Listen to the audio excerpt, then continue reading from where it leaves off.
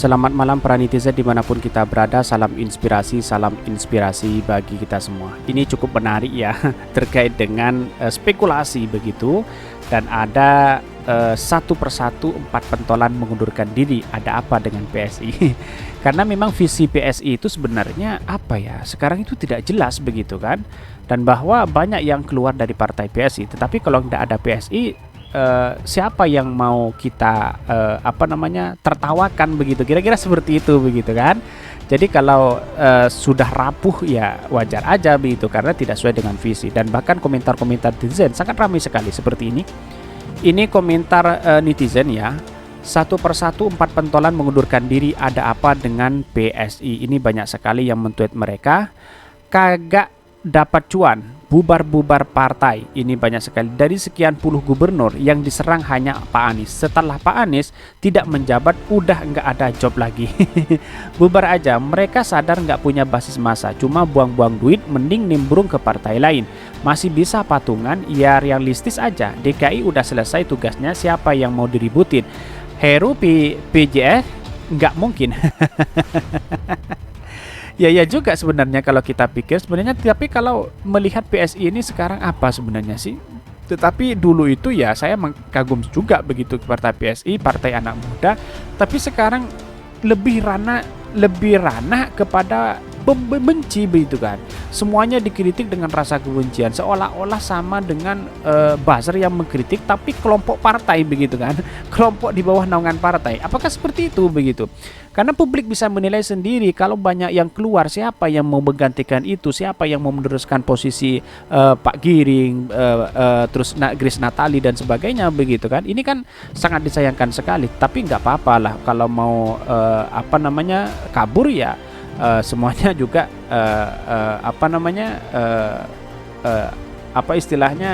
nggak ada yang mau ditertawakan begitu kan dengan ini. Tapi politik ini sangat cair ya, tapi dalam artian 2024 ya bisa nyongsep seperti partai PSI karena tidak bagaimana dengan Ganjar begitu kan, yang sudah diusung dari partai PSI begitu. Kasihan juga begitu kan. Dan bahkan sebetulnya partai yang digagas banyak anak muda ini awalnya saya kagum, namun diperjuangkannya bukan lagi mengedepankan gagasan dan ide untuk kemajuan, tetapi serang sana sini. Kalian harus berbenah kalau itu dicintai rakyat.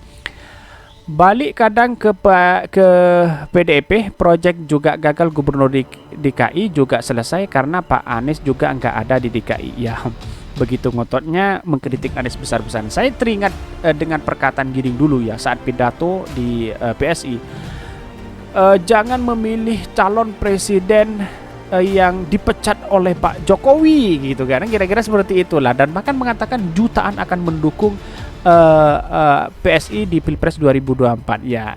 Tapi tahu-taunya banyak yang mundur begitu kan. Dan bahkan orang yang mundur itu orang yang sangat luar biasa begitu kan. Sangat disayangkan sekali.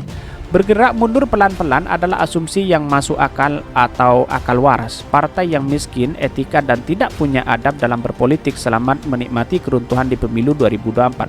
Partai kalian belum layak masuk ke dewan, cukup jadi pengaduh di medsos aja, tidak lebih dan tidak kurang. Partai yang tidak punya misi lah, buat apa tinggal di partai sampah? Mereka kan waras, banyak sekali yang mengkritik begitu kan.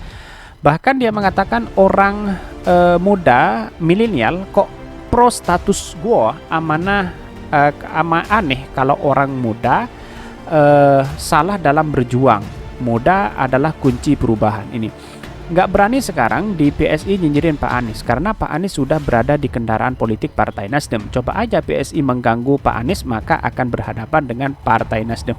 Bisa jadi seperti itu. Dan bahkan beritanya sangat menarik seperti ini.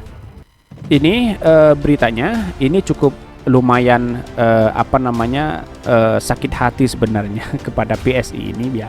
Ini satu persatu 4 pentolan mengundurkan diri, ada apa dengan PSI? Dikutip dari Gelora, satu persatu pentolan Partai Solidaritas Indonesia PSI mengundurkan diri.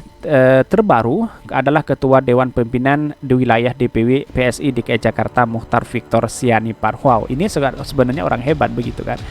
Tetapi kalau berkecimpung di dunia PSI, di partai itu ya tidak membangun, tidak bisa berkembang begitu. Lebih baik mundur dan pindah ke yang lain atau ke Partai Nasdem begitu.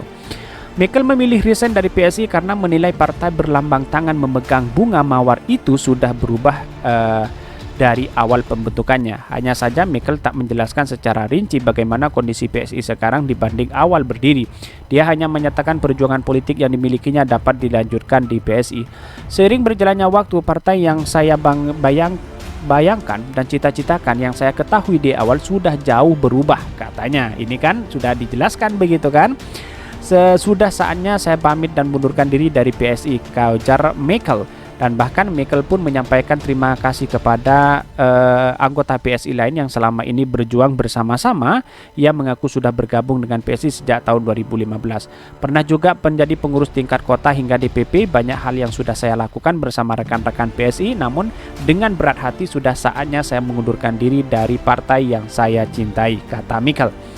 Michael adalah ketua PSI di Jakarta sejak tahun 2017 hingga 2022. Sebelumnya Michael pernah juga menjabat ketua PSI di Kota Pusat tahun 2015-2017, pengurus DPP PSI tahun 2021-2022. Digantikan Grace Natali hari ini. Kenapa tidak cari yang lain? Mungkin kekosongan figur mungkin ya. Uniknya, selepas Michael mundur, posisinya kemudian digantikan oleh Grace Natali yang sebelumnya pernah menjabat ketua umum PSI dan saat ini duduk sebagai wakil ketua Dewan Pembina PSI.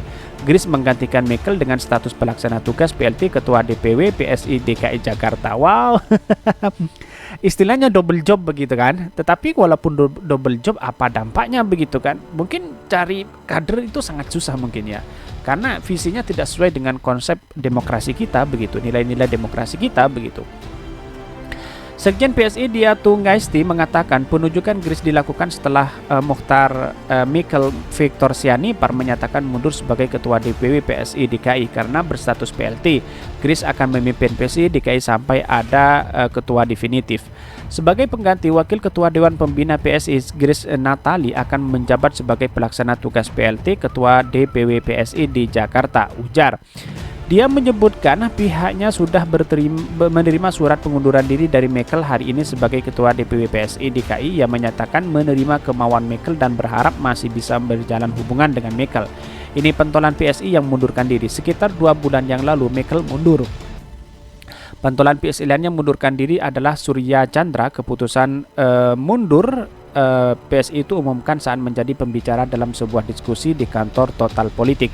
Saat masih menjadi kader dan pentolan PSI, Surya Chandra sempat ditunjuk sebagai Presiden Jokowi untuk sebagai Wakil Menteri Agraria dan Tata Ruang. Dan bahkan usai lengser dari jabatan menteri, namun masih jadi kader PSI, Surya Chandra justru terang-terangan bakal mendukung Anies Baswedan. Ini sangat lucu sekali begitu. Keputusannya itu jelas bertolak belakang dengan keputusan PSI yang selama ini ogah mendukung Anies, bahkan menjadi oposisi saat ex-menteri pendidikan itu duduk sebagai gubernur DKI Jakarta. Ini sangat disayangkan begitu kan. Kalau ingin partai berkembang seharusnya bergabung dengan Anies Baswedan begitu. Dan bahkan saat Pilpres 2019 Tamara juga maju sebagai calon anggota DPR RI namun gagal pada waktu mendapatkan 1.140.000 suara. Namun Samara tidak lolos dan Senayan karena perolehan suara nasional PSI di bawah ambang batas parlemen. Keputusan Samara Amani mundur dari PSI mengumumkan pada Senin 18 November 2000 April 2022. Di masa itu dia menjabat sebagai ketua DPP PSI.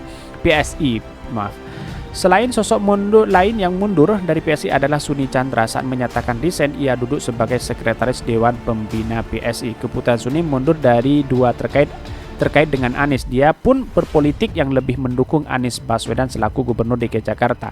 Dan bahkan Bru Suni mundurkan diri dari sekretaris Dewan Pembina PSI sejak sekitar setahun lalu karena akan membantu Pak Anies digantikan oleh Raja Juli Antoni. Sangat disayangkan ya, PSI ini sekarang sudah nggak ada figur begitu. Tapi figur-figurnya tidak bisa dijadikan sebagai pentolan dari PSI itu sendiri, dan bahkan bisa nyongsep, bisa tidak akan dipilih oleh masyarakat seperti partai PSI ini begitu kan. Karena kritiknya sangat keras sekali begitu. Seolah-olah kritikan itu mengarah kepada kebencian. Ini kan demokrasi kita begitu kan. Kok ada partai seperti itulah, maka partai PS ini banyak yang tidak suka begitu anak muda, sehingga lebih baik ke Partai Nasdem, ke Gerindra, terus kemudian ada yang ke Demokrat dan sebagainya begitu. Kesimpulannya hanya satu, bahwa kalau tidak ada PSI mungkin tidak bisa bahan candaannya tidak ada dalam politik gitu. Kalau ada PSI kan enak, bisa ditertawakan, bisa senyum begitu kan, apalagi mendukung atau mengusung Anies Baswedan Pak Ganjar dengan Mbak Yeni, padahal presidensial threshold atau ambang batas di parlemen tidak ada begitu. Ngapain kita mengusung itu kan? Lucu sekali begitu. Ini yang ditertawakan oleh netizen begitu kan. Kira-kira seperti itu. Mungkin itu yang kami sampaikan. Tonton terus channel Hodari Podcast Rakyat ini karena ada berita-berita menarik dan viral setiap harinya. Salam para netizen, salam inspirasi bagi kita semua. Jangan lupa di subscribe channel YouTube Hodari Podcast Rakyat ini.